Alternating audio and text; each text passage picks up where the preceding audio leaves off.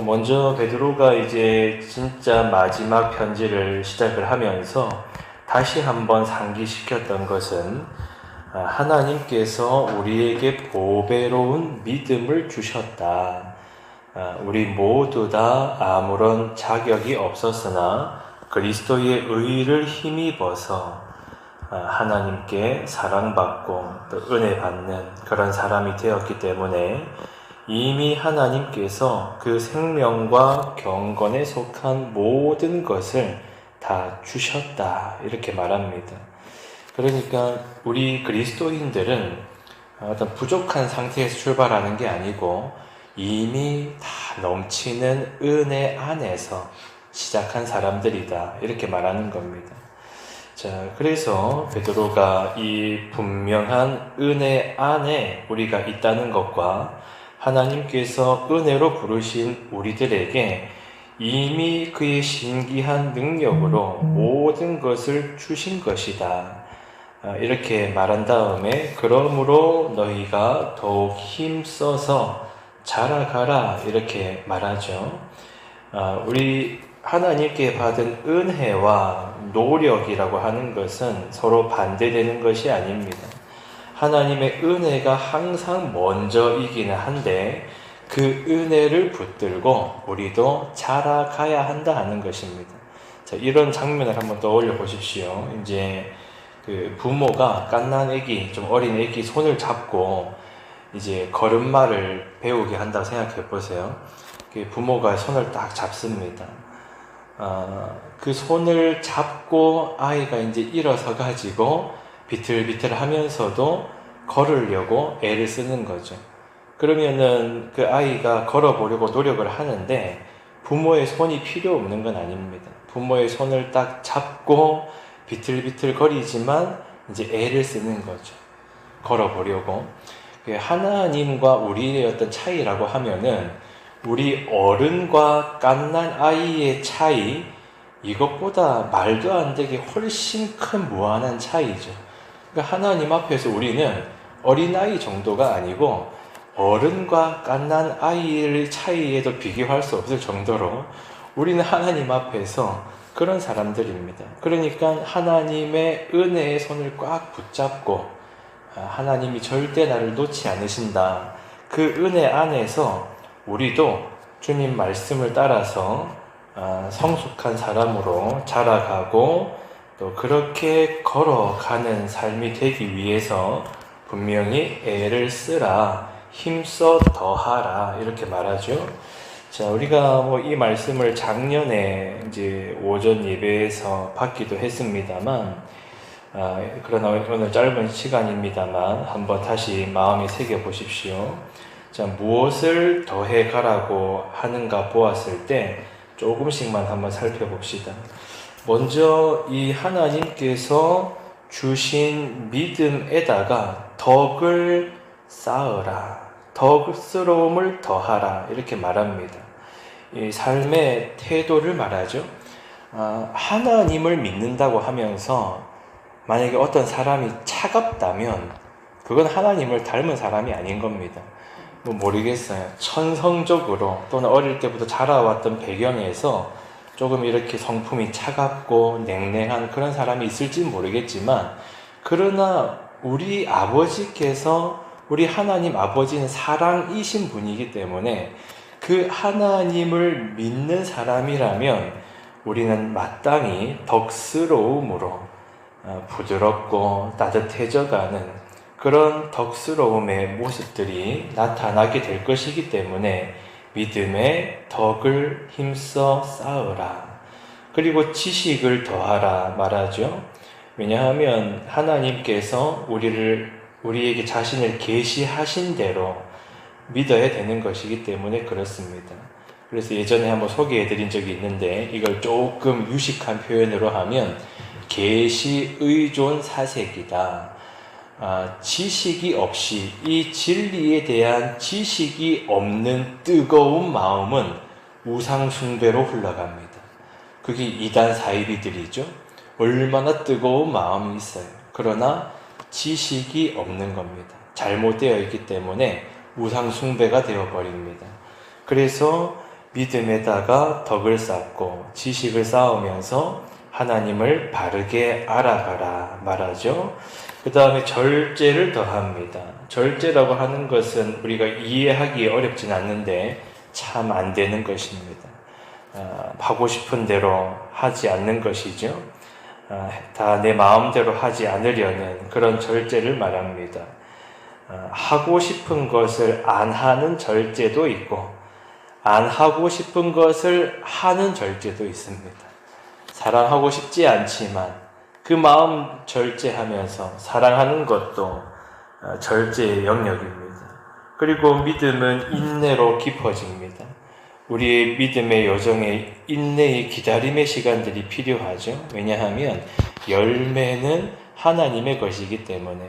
그래서 우리가 열심히 믿음 생활을 하며 살아가면서도 당장에 열매가 보이지 않고 오늘 순종했는데 그 순종의 열매도 당장에 보이지 않더라도 포기하지 않고 주를 바라보는 그 인내를 더하라. 그리고 경건을 더하라 그래요. 어쩌면 이 경건에 대한 이해가 잘못되어 있기 때문에 우리 그리스도인들이 그렇게도 욕을 먹는지 모르겠습니다. 왜냐하면 이 경건이라고 하는 것은 우리가 이제 예배당에 나와서 신령한 모습으로 기도하고 말씀을 읽고 이런 것들은 다 그 경건함의 출발이죠.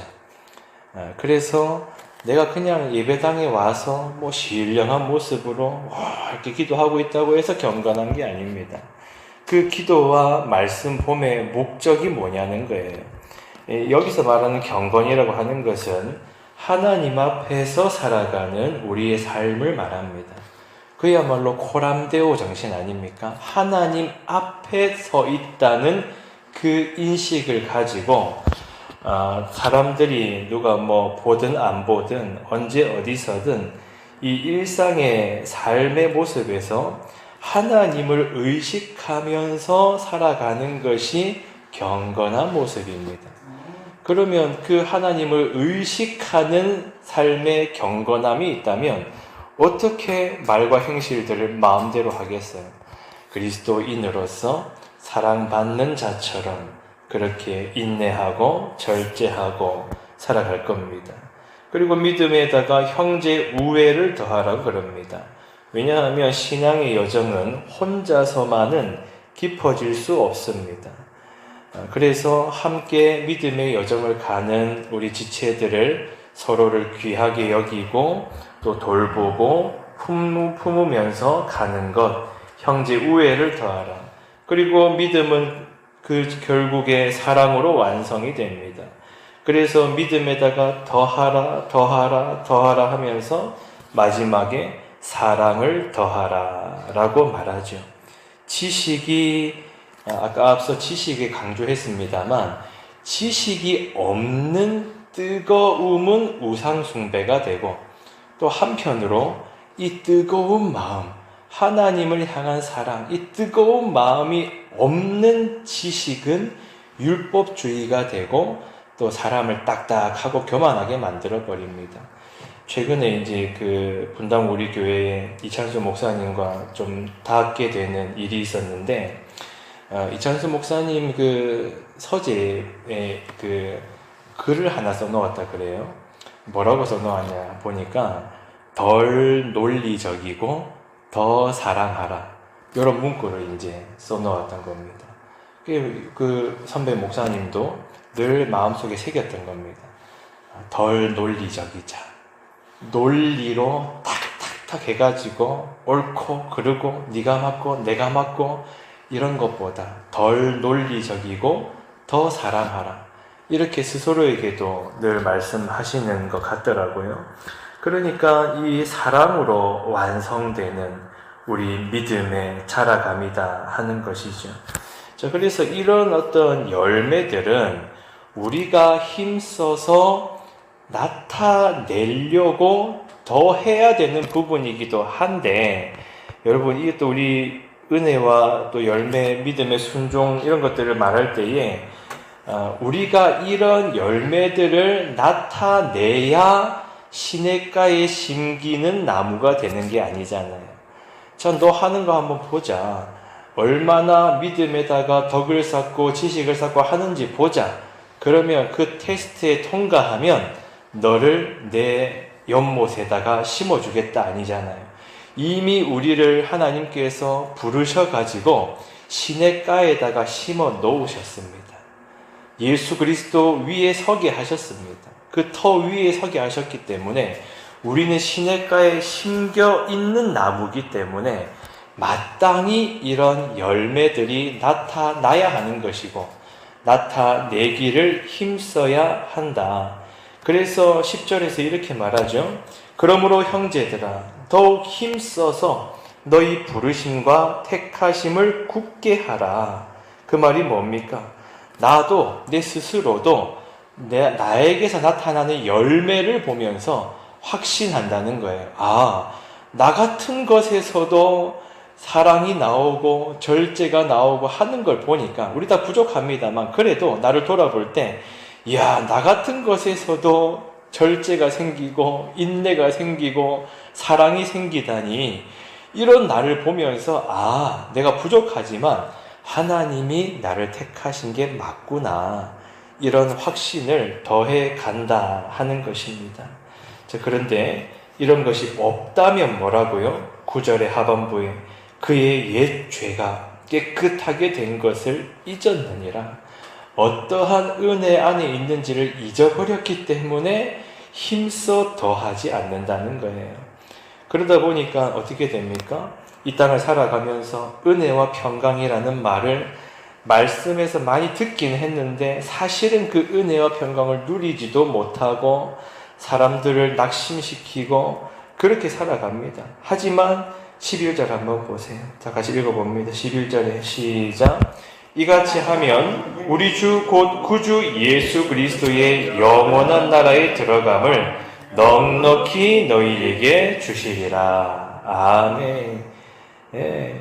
이 행위가 있어야 구원받는다는 것은 아니지만 이미 구원받은 자들이 은혜를 잊어버리지 않고 이같이 하면 우리도 은혜와 평강을 풍성하게 누릴 뿐만 아니라 낙심시키는 인생이 아니고 누군가를 붙들어주고 구원의 길로 인도하고 그런 사람이 될 것이므로 넉넉히 하나님 나라에 들어갈 것이다. 겨우 이 땅을 막 굴러다니듯이 허걱거리다가 겨우 하나님 나라에 이르는 것이 아니라 넉넉하게 은혜와 평강을 누리고 사람들을 살리면서 그렇게 하나님 나라에 이르게 될 것이다 말하는 겁니다. 자, 오늘 말씀 하나님께서 우리를 정죄하심이 아니고 자, 너희들은 은혜 안에 있다.